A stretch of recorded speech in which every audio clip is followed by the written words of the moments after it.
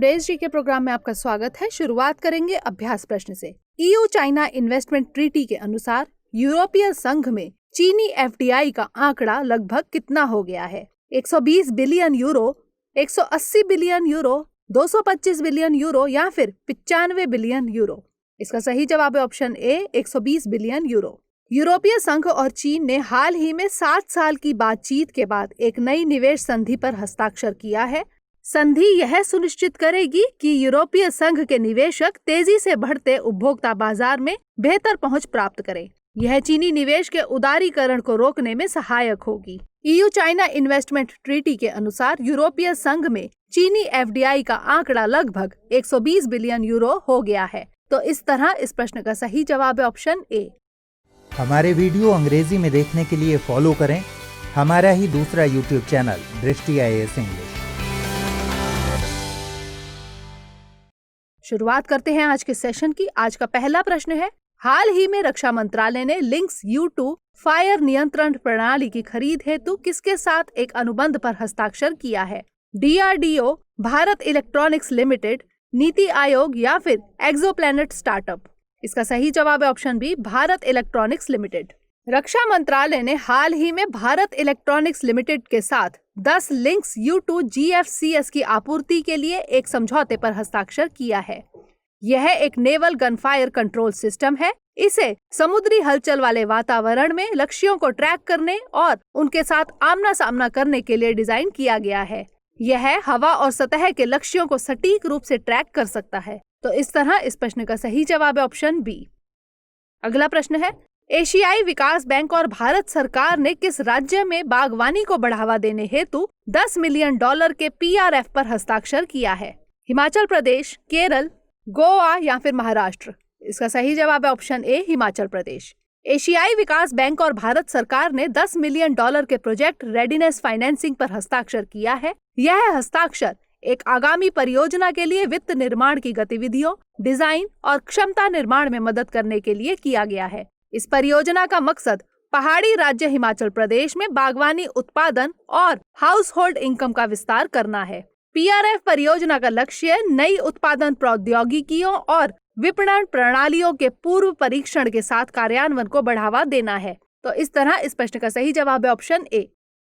अगला प्रश्न है, हाल ही में किसने भारत में कैशलेस लेन देन में वृद्धि को मापने के लिए डिजिटल भुगतान सूचकांक यानी डिजिटल पेमेंट्स इंडेक्स जारी करने का फैसला लिया है?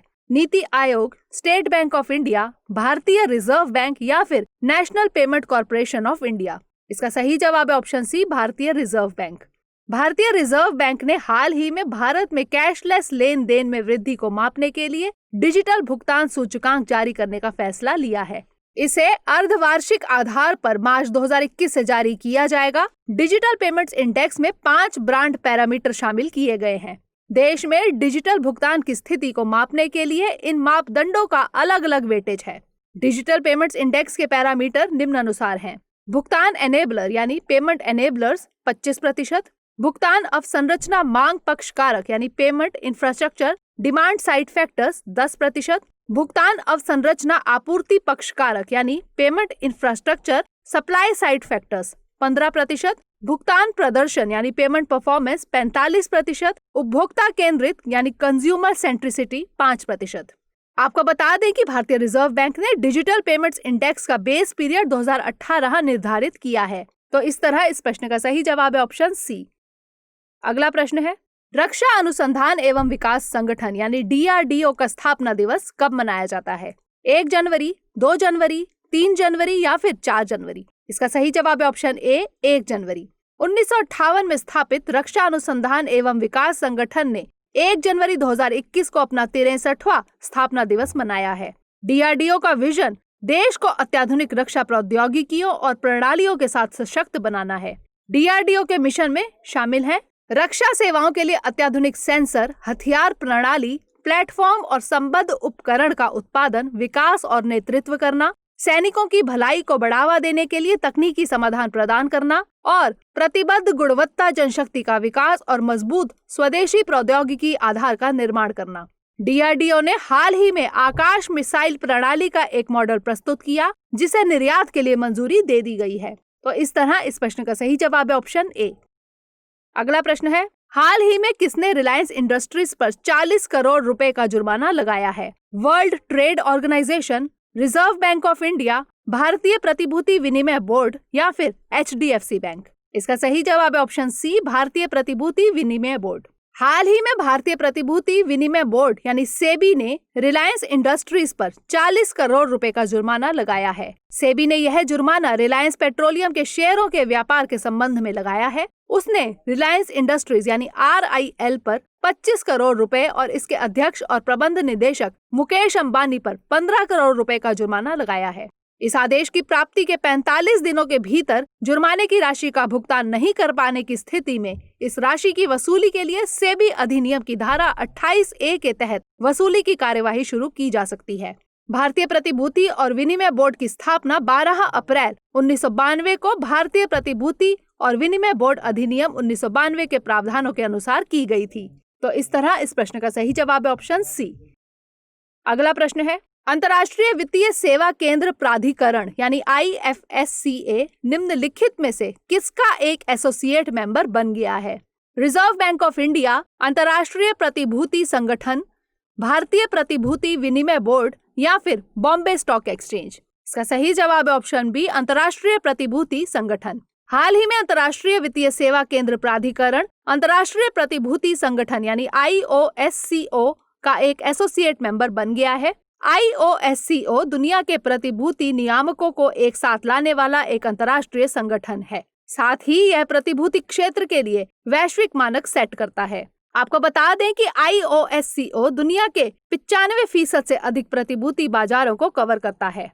IOSCO की सदस्यता IFSCA को वैश्विक स्तर पर प्रतिभूति बाजारों के नियामकों के साथ जोड़ने में महत्वपूर्ण साबित होगी। तो इस तरह इस प्रश्न का सही जवाब है ऑप्शन बी।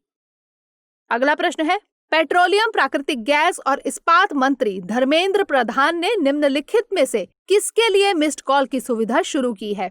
सोलर पैनल ग्राहक, इस्पात कंपनी कर्मचारी, LPG ग्राहक या फिर DTH ग्राहक?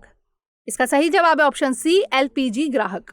हाल ही में पेट्रोलियम, प्राकृतिक गैस और इस्पात मंत्री धर्मेंद्र प्रधान ने LPG ग्राहकों के लिए मिस्ड कॉल सुविधा शुरू की है। उन्होंने यह सुविधा ओडिशा के भुवनेश्वर में आयोजित एक कार्यक्रम के दौरान शुरू की। इंडियन ऑयल कॉर्पोरेशन यानी IOC के ग्राहक अब LPG सिलेंडर को रिफिल करने के लिए कंपनी को एक मिस्ड कॉल देकर बुकिंग कर सकते हैं। इंडियन गैस के ग्राहक रिफिल सिलेंडर की बुकिंग के लिए 84549-55555 नंबर का उपयोग कर सकते हैं। यहाँ LPG से तात्पर्य लिक्विफाइड पेट्रोलियम गैस यानी तरलीकृत पेट्रोलियम गैस से है। LPG वाणिज्यिक ब्यूटेन यानी कमर्शियल ब्यूटेन और वाणिज्यिक प्रोपेन यानी कमर्शियल प्रोपेन का मिश्रण है, जिसमें संतृप्त और असंतृप्त हाइड्रोकार्बन दोनों होते हैं। तो इस तरह इस प्रश्न का सही जवाब है ऑप्शन सी। अगला प्रश्न है, हाल ही में किसे रेलवे बोर्ड के नए अध्यक्ष और CEO के रूप में चुना गया है? विजय कुमार, अस्मिता सिन्हा, सुनीत शर्मा या फिर आरजू खान? इसका सही जवाब है ऑप्शन सी, सुनीत शर्मा। पहले से पूर्व रेलवे में जनरल मैनेजर के पद पर कार्यरत सुनीत शर्मा को रेलवे बोर्ड के नए अध्यक्ष और CEO के रूप में नियुक्त किया गया। मंत्रिमंडल की नियुक्ति समिति ने इस नियुक्ति को मंजूरी दे दी। गौरतलब है कि सुनीत शर्मा को भारत सरकार के पदेन मुख्य सचिव यानी एक्स ऑफिशियो प्रिंसिपल सेक्रेटरी के रूप में भी नियुक्त किया गया है। 2008 में मुंबई आतंकवादी हमले के दौरान वे उस टीम का हिस्सा थे जिसमें मुंबई CST यानी छत्रपति शिवाजी टर्मिनल्स पर हुए हमले के बाद मुंबई CST को काफी अच्छे से मैनेज किया। तो इस तरह इस प्रश्न का सही जवाब है ऑप्शन सी। अगला प्रश्न है, हाल ही में किस देश की सरकार ने अपने राष्ट्रगान में कुछ बदलाव करने का निर्णय लिया है? भारत, ऑस्ट्रेलिया, न्यूजीलैंड या फिर ब्रिटेन? इसका सही जवाब है ऑप्शन बी, ऑस्ट्रेलिया। ऑस्ट्रेलियाई सरकार ने हाल ही में अपने राष्ट्रगान एडवांस ऑस्ट्रेलिया फेयर में कुछ बदलावों की घोषणा की है। राष्ट्रगान की दूसरी पंक्ति for we are one and free को for we are young and free से बदला जा रहा है। गौरतलब है कि ऑस्ट्रेलिया के राष्ट्रगान एडवांस ऑस्ट्रेलिया फेयर को 1878 में लिखा गया था। आपको बता दें कि यह 1984 में ऑस्ट्रेलिया का आधिकारिक राष्ट्रगान बना। गौरतलब है कि ऑस्ट्रेलिया के राष्ट्रगान की रचना पीटर डॉड्स मैककॉर्मिक द्वारा की गई थी। तो इस तरह इस प्रश्न का सही जवाब है ऑप्शन बी। अगला प्रश्न है, हाल ही में किसे स्टील अथॉरिटी ऑफ इंडिया यानी सेल के चेयरपर्सन के रूप में नामित किया गया? अजय मेहता, सोमा मंडल, प्रभा कुमारी या फिर संदीप कुमार? इसका सही जवाब है ऑप्शन बी, सोमा मंडल। हाल ही में सोमा मंडल को स्टील अथॉरिटी ऑफ इंडिया के चेयरपर्सन के रूप में नामित किया गया है। वे पहली महिला चेयरपर्सन के रूप में steel authority of India limited की बागडोर संभालेंगी। तो इस तरह इस प्रश्न का सही जवाब है ऑप्शन बी। अब बारी है आज के अभ्यास प्रश्न की। निम्नलिखित में से किसने असम में 120 मेगावाट पन बिजली संयंत्र के निर्माण के लिए $231 मिलियन का ऋण देने पर हस्ताक्षर किया है? New development bank, world bank, IMF या फिर एशियाई विकास बैंक? इसका उत्तर हमें कमेंट सेक्शन में जरूर भेजिएगा। अगले सेशन में नए प्रश्नों के साथ मिलेंगे, तब तक के लिए धन्यवाद।